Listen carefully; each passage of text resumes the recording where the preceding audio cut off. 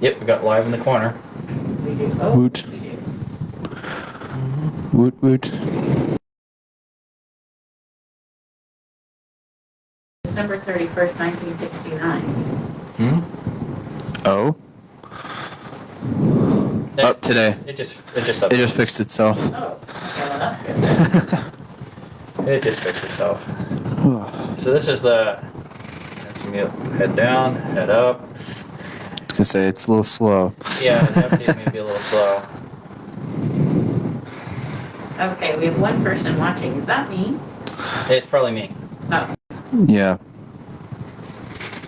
All right, so do I just count whatever the highest number is as the number? We'll get stats from it. Okay, so I don't have to worry about that? Mm-hmm. Yep, so it looks like we've got some more people on. Okay.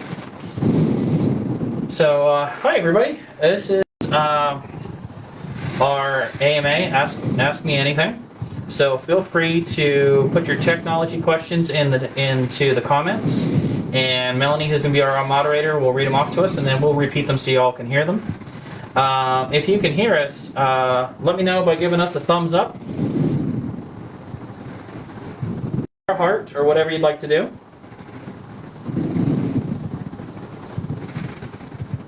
I'm not seeing anything. Yeah, that's what I got to see. If we're, you know.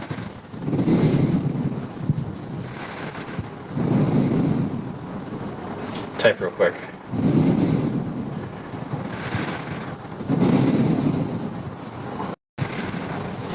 Let's see.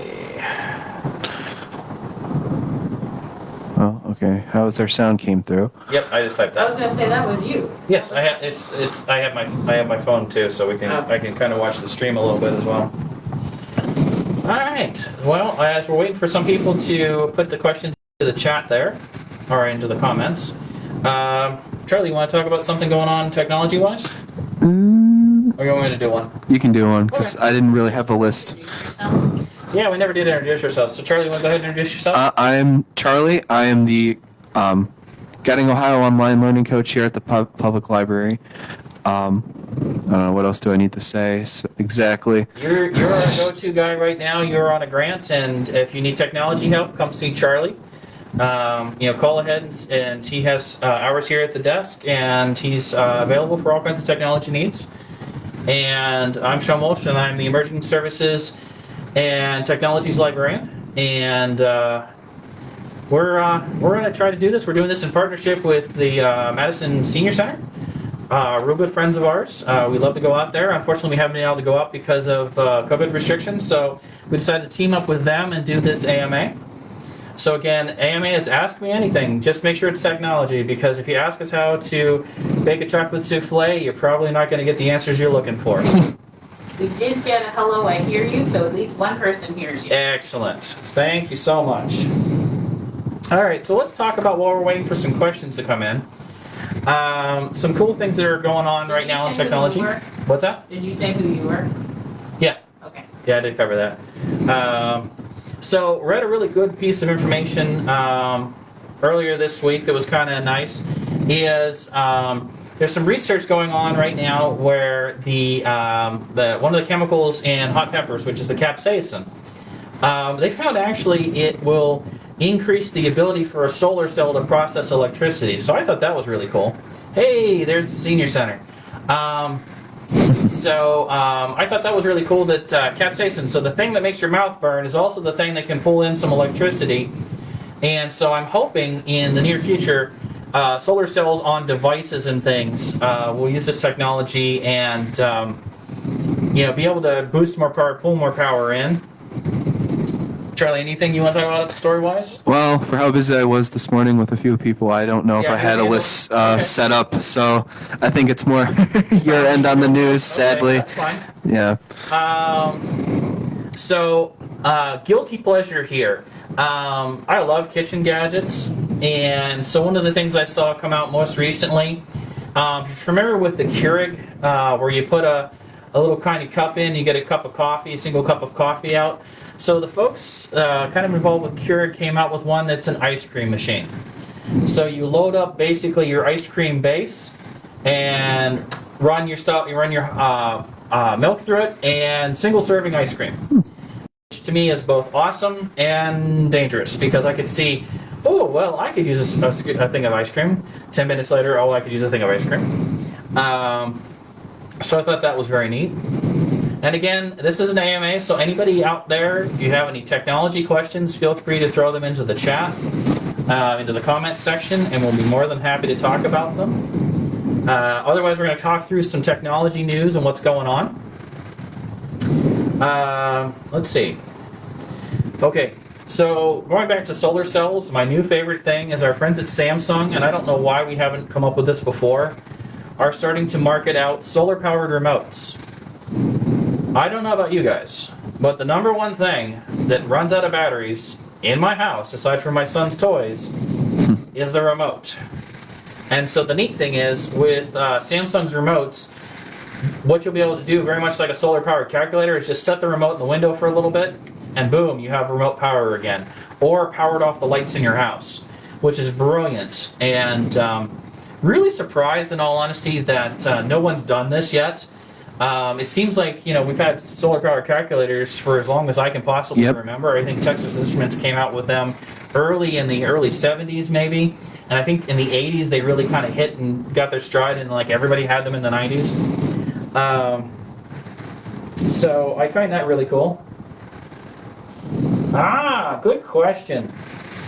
So Melanie, I can see it on my phone, but you want to read it out for us? The question is, do you recommend Zoom or Facebook Live for teaching a class?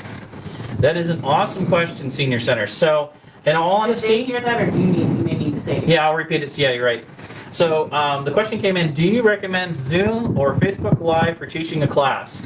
And it's kind of twofold. I feel like Zoom is better for presenting as a presenter, but you have to have the links get out to the audience, so there's kind of a little bit of overhead. So you have to know how to click on the link and start the Zoom and have Zoom installed on your computer or your device.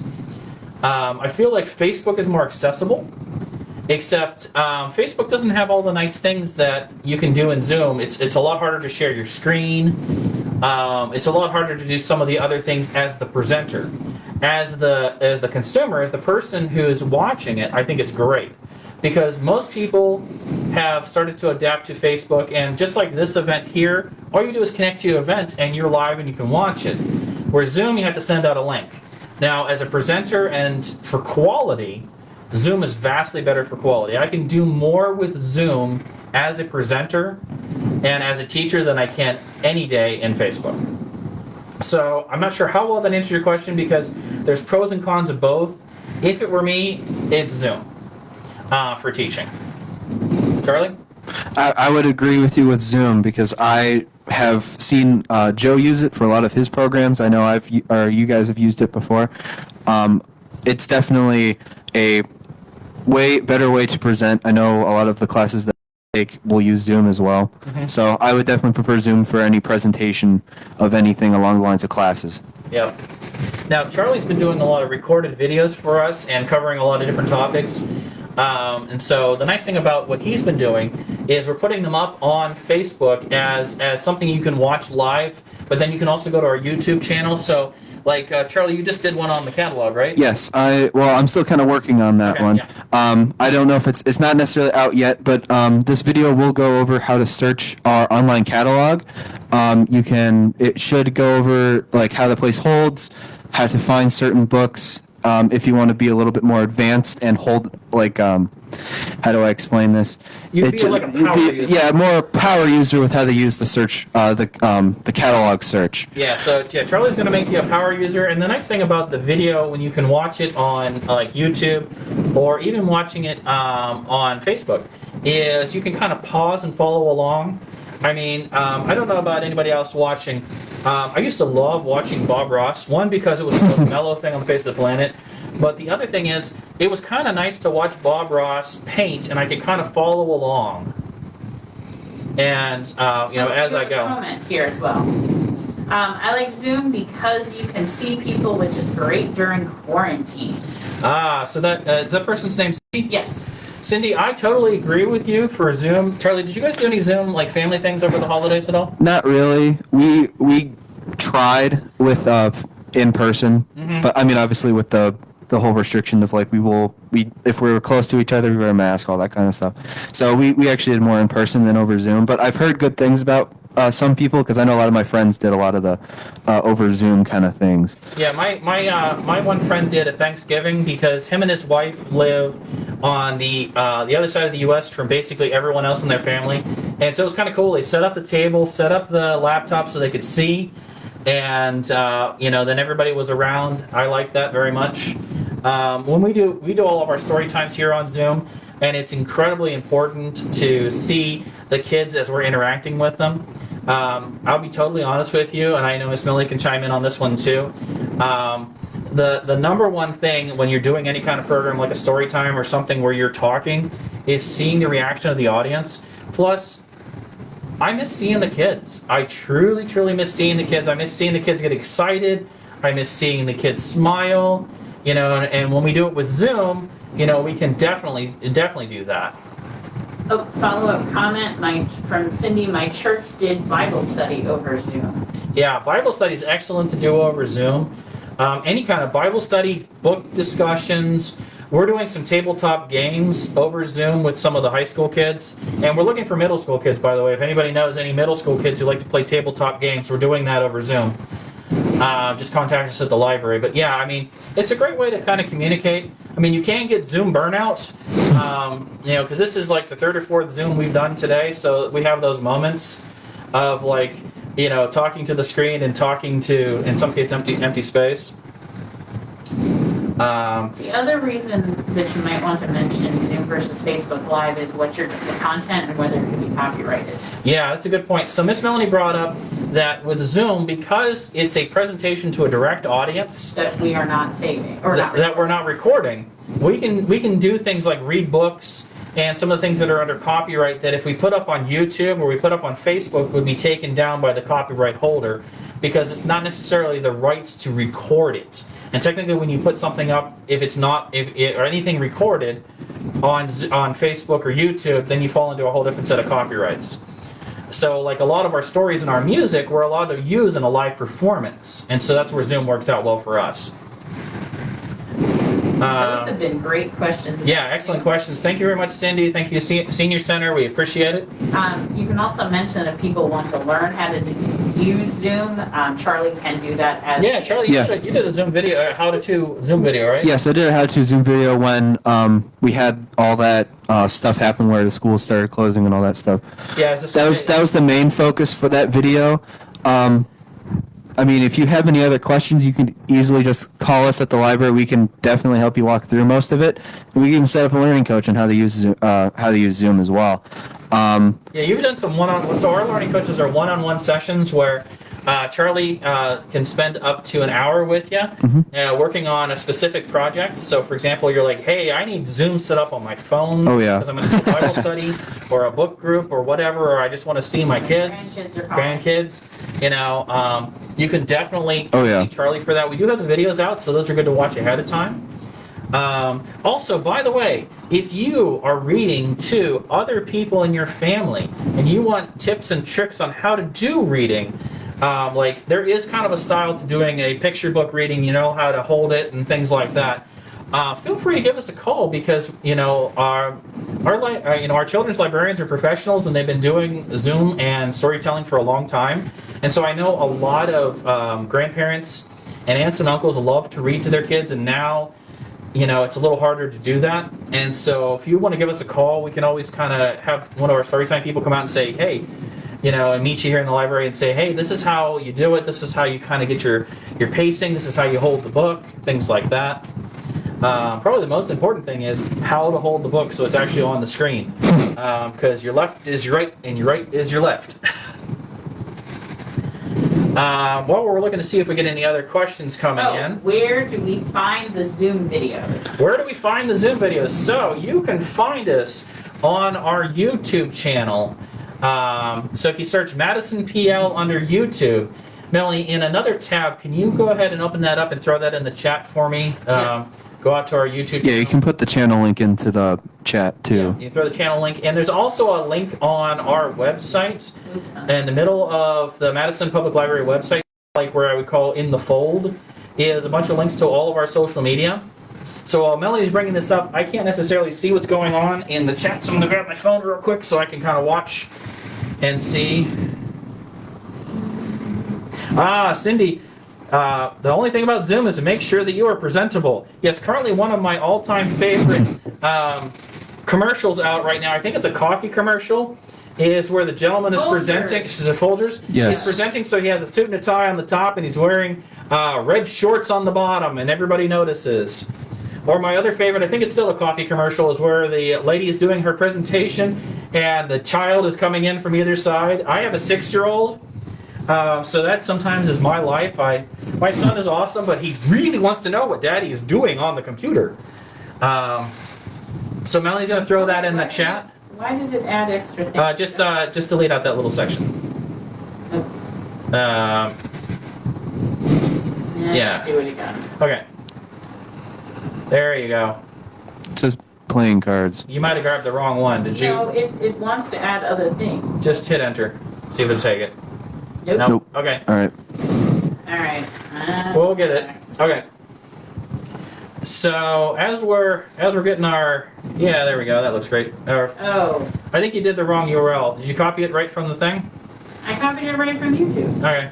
I'm gonna do this a different way. I'm gonna just put the link to Charlie. Oh, got it. Very loud. I started Hello, it. everybody. My name is Charlie. Started the video. Woo! Yeah, fine. Yeah, Turn it off. There you go. Yeah. See, even the best thing happens to the technology people. God love it. Okay, there's Charlie's video. Okay, we're Drop gonna that try in this there. again. Now we've got Charlie's. Yeah. Now there's Doesn't it make you the. feel better when the tech people have it? There you go. All right. Oh, phew. Thank you, Melody. So yeah, so that's Charlie's video there. Bite-sized tech joining a Zoom video. And while we're waiting for some other questions to come in, I think some of the things I've noticed lately that's becoming more ubiquitous in technology is the video doorbells. I noticed a lot more security companies are starting to put them out.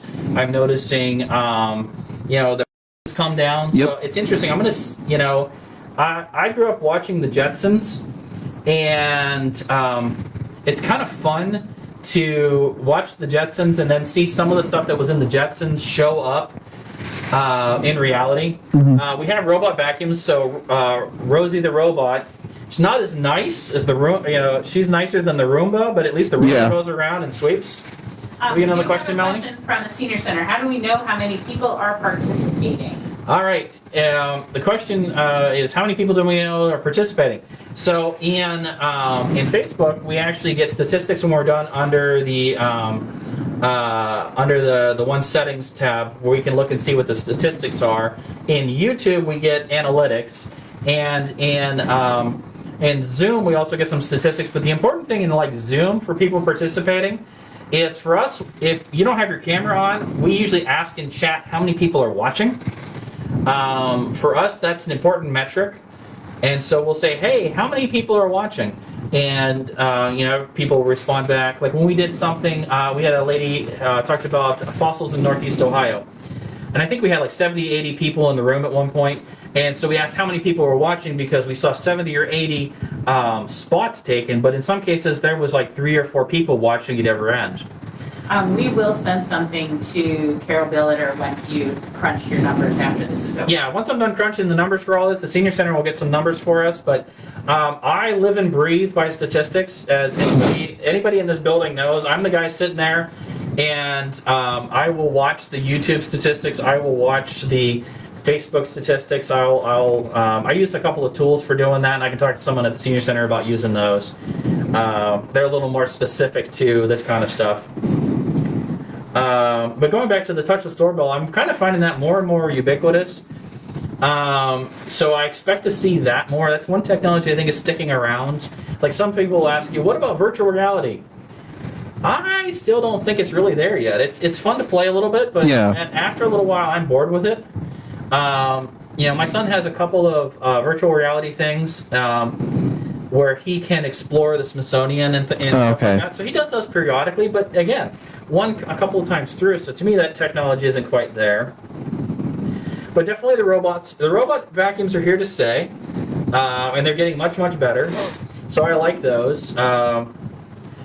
They don't fall downstairs and they don't go into pools anymore, which is kind of nice. Yeah. So read a really cool article regarding new 3D printed artificial muscle. So we have a 3D printer here. It's that we can print objects from files. But what this article was about is they were using some things in what makes the octopus skin allow you to change colors. And so they're using a little bit of that type cell technology to be able to print a 3D muscle. So, for example, if you've damaged your arm and your leg, so, heaven forbid you get in a car accident or something like that and you really get hurt, they're looking at this technology to be able to reprint bits and parts of muscle and stuff. We've already been using coral to make bone. Yeah. That's extremely successful. They've been doing that since about 92. So I really like this technology. I like the idea of being able to print and fix parts so that, we can have more functional hands and arms. Not to say that prosthetics aren't coming a million miles. I mean, some of them are amazing. So that was kind of interesting. Let's see. One of the other things I noticed is we're getting closer and closer to quantum computing. And I've been talking about that for years. So quantum computing sounds really, really sci-fi-y. But basically, quantum computing is just using light instead of where we're using electricity. And we already have fiber optics going to our houses. We already use fiber optics. If anybody put up decorations for the holidays, how many fiber optic things did you put up in your yard? On top of your tree, if you put up a tree, in your living room. I have fiber optic snowmen, I have a fiber optic thing. It's the same technology, except we're starting to move it into devices like cell phones, computers, and things like that. The advantage of the fiber optics or the quantum computing is it's faster. Oh, yeah. And it's cooler. Because what we're running into is computers need to have lots of fans and stuff, and if they overheat, bad things happen. Where the quantum doesn't overheat. Light doesn't get hot necessarily. Sunlight gets hot, but that's a different kind of light. Pure light doesn't get hot. It just runs. Yeah. And also no mechanical parts. The one thing that breaks down on something is the mechanical parts. Like on a computer, the hard drive, which spins like a record player, is probably the first thing it goes on most things, right after the fans. Oh, we have another question. Yep.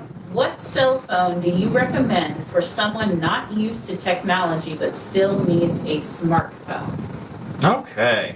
So go ahead and repeat the question. You want to read it off, Charlie? All right, so the question was, what cell phone do you recommend for someone not used to technology but still needs a smartphone?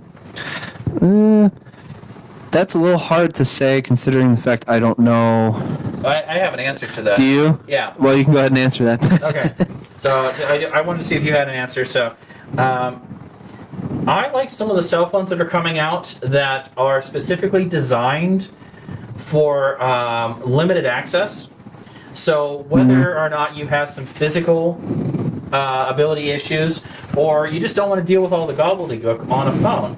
There's a couple of companies that are coming out, and mostly they're marketing to seniors. Yeah. But for some of my sister is special needs, and for a lot of her friends, they're using these cell phones that are very, very, very streamlined. Where maybe there's only a couple of buttons on the. I think I know what you're talking about too now. And I like now that I those. think about it. Now that being said, you can take a regular smartphone and kind of eliminate some of the bells and whistles and turn them off. And both Charlie and I have done that for people. Get rid of some of the gobbledygook. I mean, every cell phone, even mine, has just way too much stuff. Yeah. We did have a comment from Cindy who loves her Apple. She loves her Apple. Yes. The only thing about the Apples, and my only complaint ever about Apples, it tends to be the price point. Is they tend to be a little bit more expensive, but you're paying for certain features of the technology. And so I'll agree, it's a trade-off, Yeah. But I definitely like the limited access. I'll call them limited access phones, not limited ability, but you can kind of have some easy presets on the front. Yeah. I even like this for not for younger people like elementary kids and some of those that may need a very limited phone to call grandma, call mom, call dad when like basketball's done. Yeah. Or your practice is done at or you're done at the Y. To be able to give a call real quick to say, hey, because I haven't seen very many payphones lately. Have you, Charlie? No. In fact, the last payphone I saw, I took a picture of because I just thought it was so cool because I hadn't seen one forever. Yeah. Okay, we've got 2 questions. One is, would the phones for special needs be useful for a blind person? And then we have a separate question that says, what if you are visually impaired? Excellent question. So, they do make phones. Okay, so these are 2. Well, they kind of tie together. Because they basically say, would the phones for special needs be useful for a blind person and one visually impaired?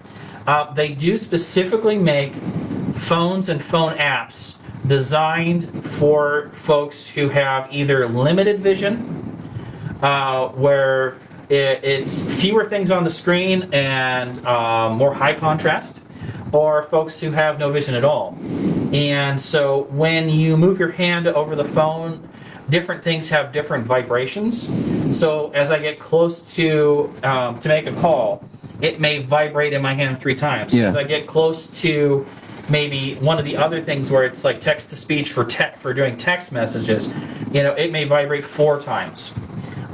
So there's definitely technology for that, and there's also some phones that you want to have an earpiece in for because it will read you everything it sees. Mm-hmm. We've been using like screen readers in libraries probably since the early 90s. One of them that comes to mind is something called JAWS, which literally will read what it sees on the screen. Oh yeah. Which is kind of cool. So not just books, but like, welcome to the Madison Public Library website. The first thing you see is a menu. Here's what's in the menu, and it'll read that to you.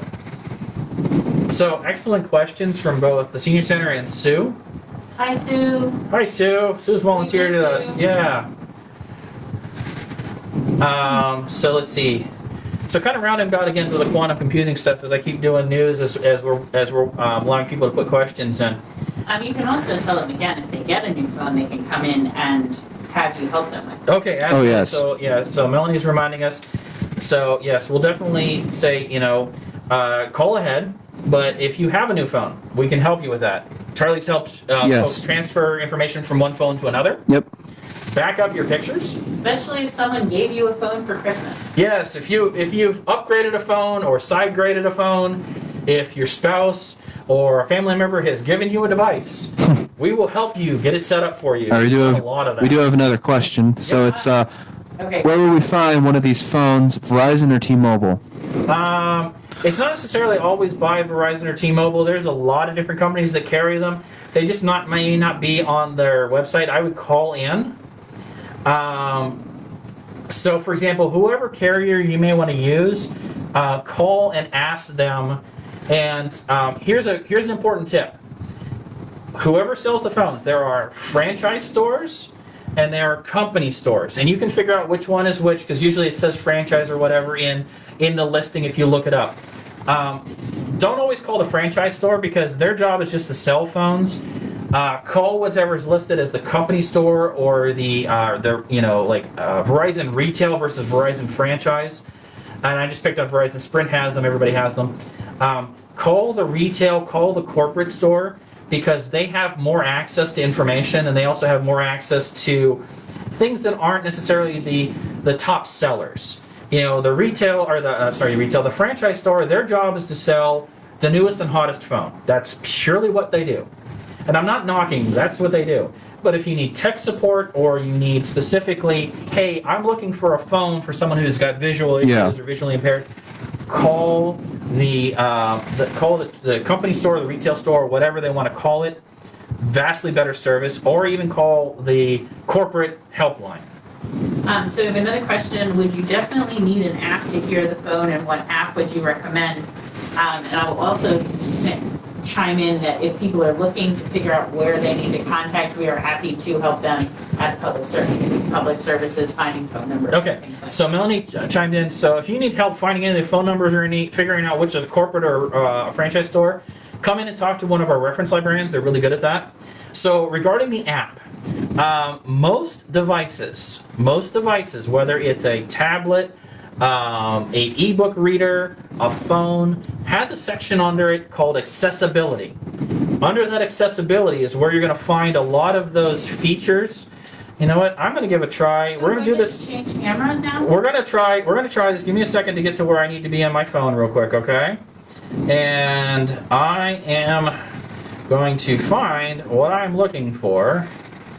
Yeah, okay. Melanie, you want to click over to the other camera real quick? You did? Okay. Did. Awesome. So I'm gonna hold it a little bit closer to the phone. I can't see the screen at all, Melanie. So. You're good there. Right there. Yeah. So my phone has in my menu for my settings it says accessibility. It's gonna be fuzzy for people, but they should. It's gonna be fuzzy, but it's there. It may be a little less fuzzy because their screen is bigger. So under accessibility, I'm going to have some options, and one of the first options in here is screen reader, and it says voice assistant. And literally it will read everything it sees, which can be a little overwhelming at first. And it has a tutorial in its settings. And then same thing with visibility enhancements, all of that's built in. Some phones are better than others. This is one of those times, like we subscribe to Consumer Reports as a library through CleveNet. Consumer Reports is really great for rating phones for some of this stuff, but you need to use the paid site, so you end up, come to us for that instead of paying at home because we already pay for it through our subscriptions. There's some dexterity things, so if you have some mobility issues, whether it's tremors in your hands or even just inability to move your hands, like some of my friends who are special needs, their dexterity isn't so great in their hands, and so this helps them out tremendously. And some of the other services in here, like some of my apps will literally talk back to me the whole time. So go ahead and switch the camera back, Melanie, thank you. By the way, big thank you because we got this document camera through some funding through the Madison Village, through some of their COVID money. They sent it to us. They gave us some money to spend, and so one of the things we did is we got this document camera, and not just for this presentation, but like we use it to zoom in on storybooks for story time. So it's a lot easier to see as Miss Kylie or Miss Melanie or somebody's reading a story. So big thank you to Madison Village. They're awesome. So thank you. Keep going with the good questions. How are we doing on time, Miss Melanie? We are at about 30 minutes, so it's 1:30, so I don't remember how long you were planning to go. Okay. So we'll definitely go a little longer. So feel free to put some questions into the comments there. We appreciate it. Thank you everybody who's chimed in. We really appreciate you guys. So Senior Center, by the way, I can see how many people are live right now. So we've got like 7 people watching. So that's one of the metrics I use as well.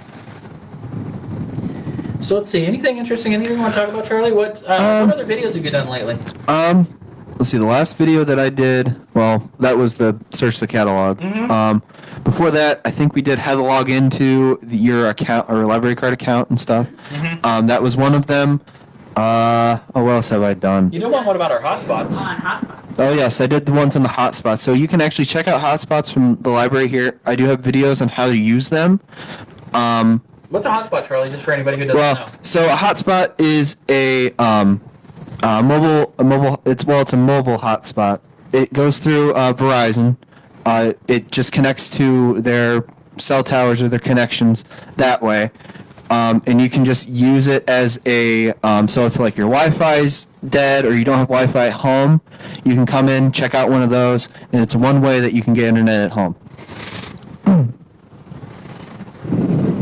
If that was a decent explanation of the... Excellent explanation. I was trying to field another question that was coming through. Okay. So yeah, and you can also borrow the hotspots from the library, say you're going on vacation.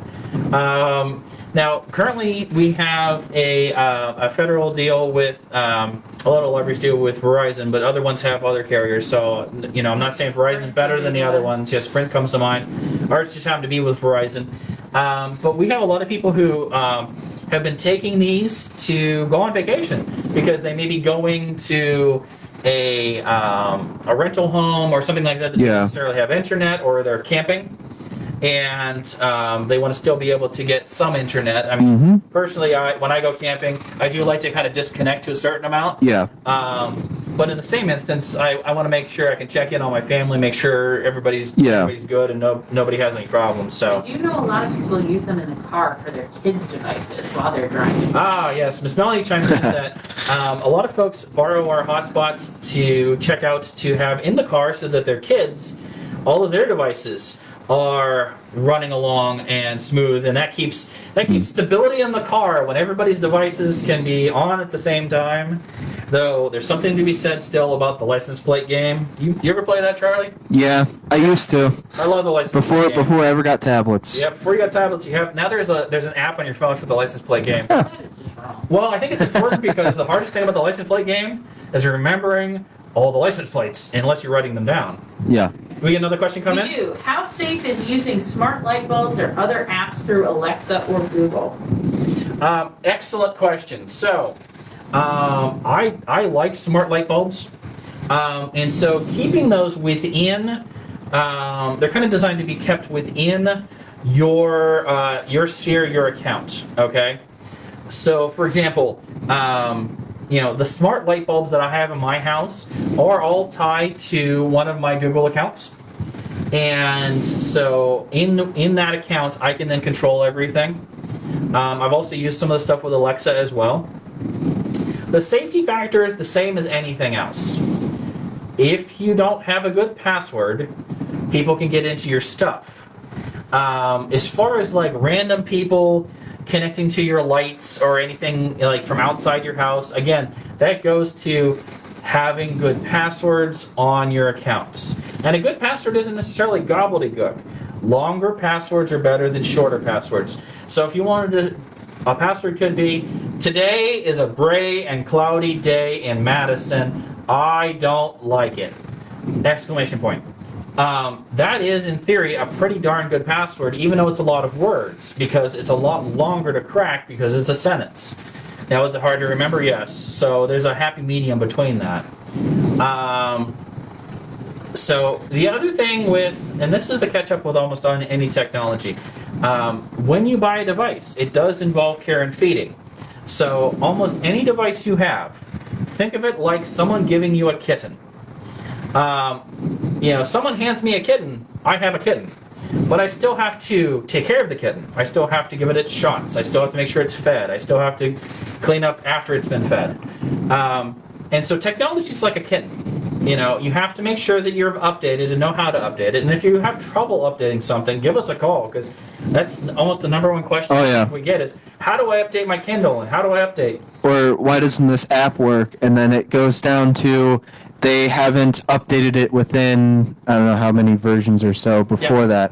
So a lot of times apps won't work, like even our library apps won't work if you haven't updated them recently. You updated your Kindle, updated your whatever. So the smart devices and the Alexa and all that stuff, if they do find a security hole in something, they generally send out patches for that, and patches are just an update. It's another name of saying an update. But you need to stay up on that. So if you get a message, from your device that says, hey, update, or in my case, I periodically do it, like every couple of months. Yeah. Depending on what it is, I log into my lights, and I see if there's any updates, because I'll be honest with you, it fixed one of my issues for my lights. I didn't have a button that allowed me to separate out two lights in a room on my one setting. Ooh. And so every time I walked in the room, it's like, blaze of glory, all the lights are on. Now I can kind of switch up my lights. Yeah. A little bit different. Wow, choked myself a little bit. But overall, my feeling is all of these devices are very safe. Very safe. As long as you stay and you do care and feeding. Yeah. That goes for PCs, laptops, anything like that. Think of any device, as my best analogy, as a kitten.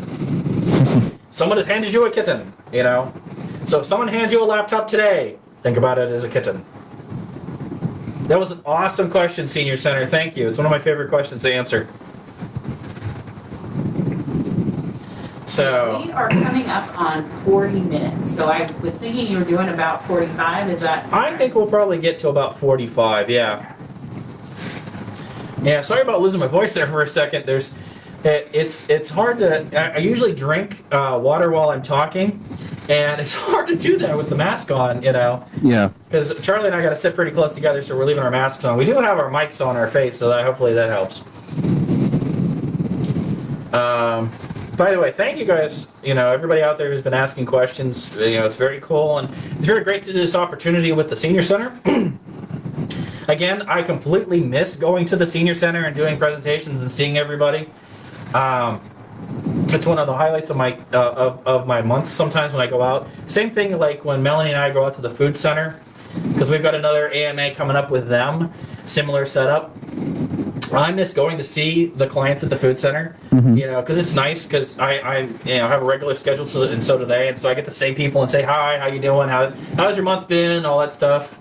Question, what is the best way to save passwords? Oh, that's a great question. Do you use a password manager? Well, I use Google Chrome specifically, You use the one built into Chrome? but there are other ones that you can use as well. I'm a big fan of a password manager.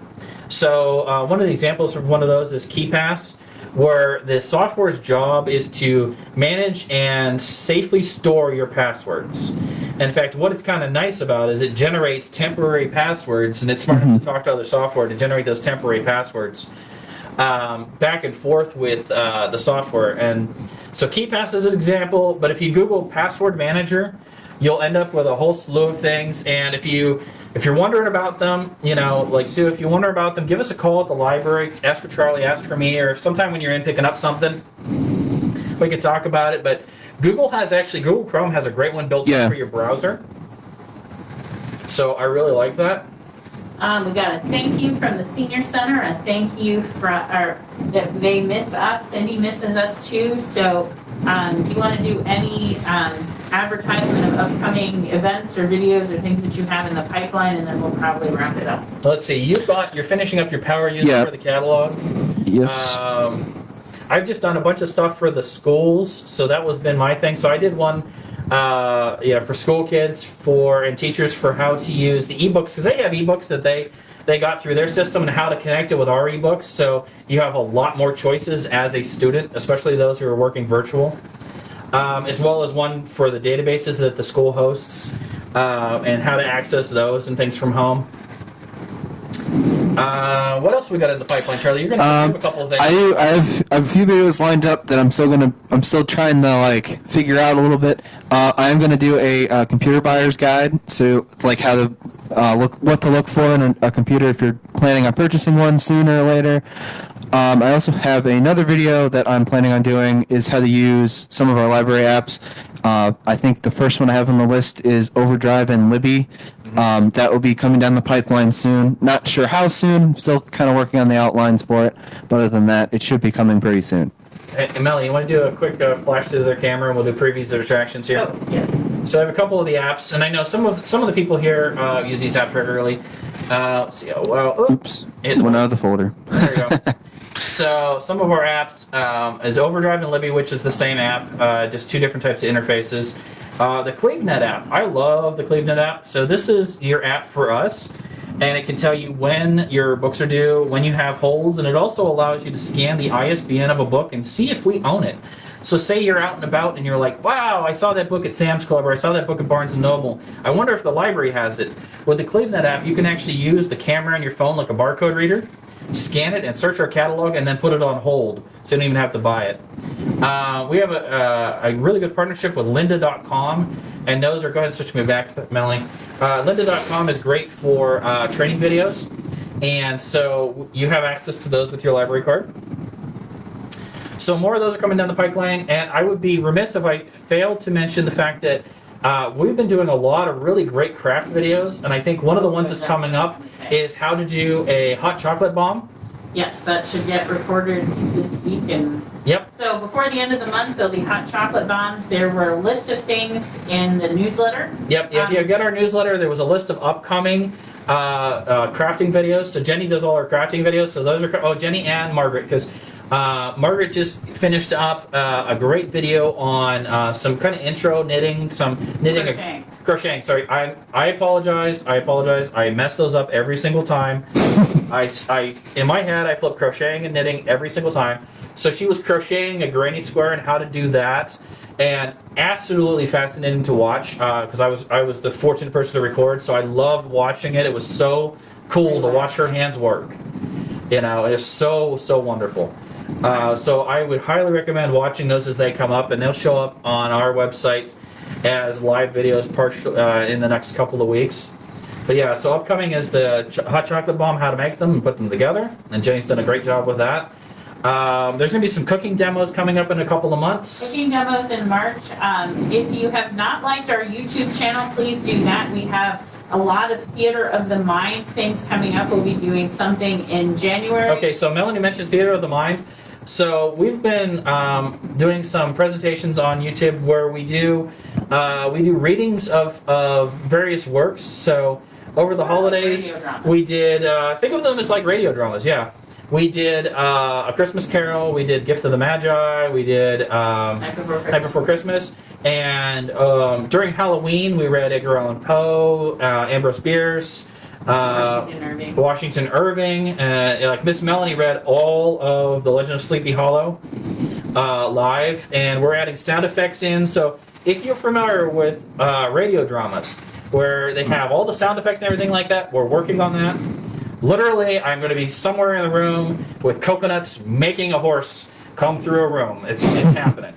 But in February, Joe is presenting love poems. Yes, February, Joe is recording, so Joe does a lot of these. So he's doing love poems. And wish us luck. We're going to do a cast recording from library staff members of Macbeth. In April.